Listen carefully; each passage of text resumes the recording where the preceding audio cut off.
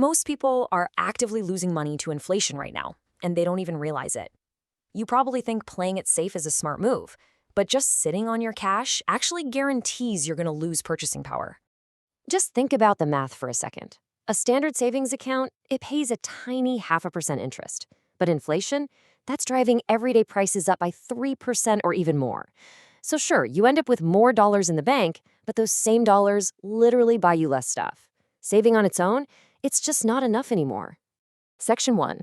What is investing? Making your money work for you. At its core, investing is simply putting your money into something that grows.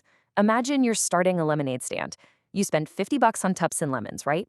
But by the end of the summer, you've generated $200 in pure profit.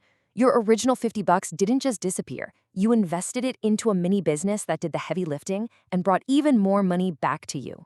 And we absolutely need to bust the biggest beginner myth right now. Investing is not like flipping a coin at a Vegas casino. Gambling is just pure chance. Investing is buying a share of something real that holds actual value. It's buying a rental property that collects monthly rent checks, or putting cash into a business that generates real-world profits. You're putting your capital behind an actual economic engine. Section 2. Stocks. You are an owner. See, when you buy a stock, you aren't just a customer anymore. You become a legal owner. Let's take Starbucks. Say you buy one share for $95. Over the next 3 years, they open hundreds of new stores, profits completely explode, and the stock price rises to $130. You just made $35 a share simply by holding it. No roasting beans, no working early shifts. You just owned a piece of a winning company. But there is real risk here. If a buddy asks you for $1,000 to start a bakery and that bakery goes bankrupt, your investment drops to zero. Individual stocks absolutely can and do fail, so putting all your hard-earned cash into one single company carries massive risk. Section 3. ETFs, the basket concept. This is seriously the ultimate cheat code for beginners. Instead of betting all your money on one single apple, what if you bought the entire fruit basket? It comes packed with apples, bananas, oranges, and grapes. If one apple happens to rot, you still have all the other fruit. Basically, a single bad company won't ruin your entire day. Let's talk about a real-world heavyweight example, the S&P 500 ETF, known by its ticker symbol VOO.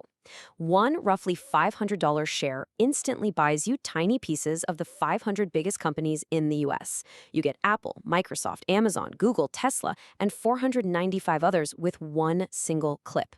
If Tesla drops 20% tomorrow, but Apple goes up 10%, your overall basket stays incredibly stable. It's instant, massive diversification. Section 4. Index Funds. Boring beats clever. Index funds take that basket concept and just aim to match the entire market. Warren Buffett famously made a bet that a boring, simple index fund would absolutely destroy expensive, hand-picked hedge funds over a 10-year period.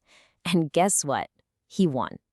The simple index fund returned 125%. Those expensive Wall Street experts? Just 36%. Boring and simple routinely crushes trying to be clever. Here's the long-term math on that. Imagine setting up a simple $200 a month habit starting at age 25. You drop it into an S&P 500 index fund, and you just never touch it. Historically, the U.S. stock market averages a 7 to 10% annual return. Even at just a 7% average, that $200 habit grows into over $500,000 by age 65. $500,000, and absolutely zero stock picking is required. Section 5. Smart risk management. Don't lose the farm. Risk management basically means structuring your money so that one bad event can't completely destroy you. Think about a $10,000 split. Half of it is in a stable S&P 500 basket, 20% is in individual stocks, 20% goes into ultra-safe bonds, and 10% sits in cash. If the tech sector suddenly crashes, your entire net worth doesn't plunge with it. Only a small slice takes the hit. Compare this to the brutal 2008 financial crisis.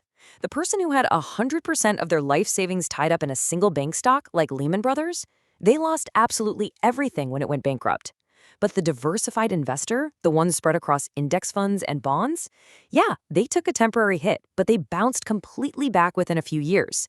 They weren't betting their entire financial life on one company's survival. Which brings us to the ultimate rookie mistake. Never, ever panic sell during a crash.